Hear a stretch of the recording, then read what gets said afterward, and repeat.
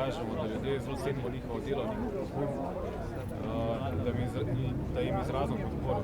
Pač, da vidijo, da če politiki že ne stojijo ob strani, da narod, ljudje ne stojijo ob strani za direktno in da bodo pač do konca sporazuma naredili, da gre razkril, kar imajo še da razkriti.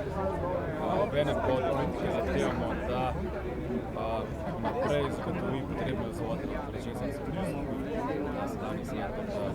podpora in zahteva od politike, da se nekaj igrati in da resno začne korupcijo. Vi si želeli, da se vrnejo nazaj?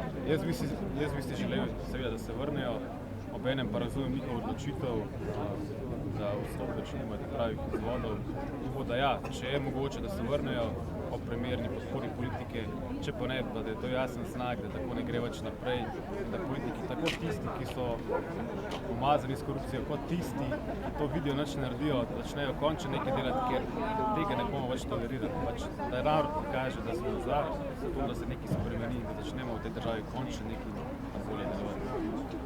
Še zanimivo. Matej Imec. Hvala lepa.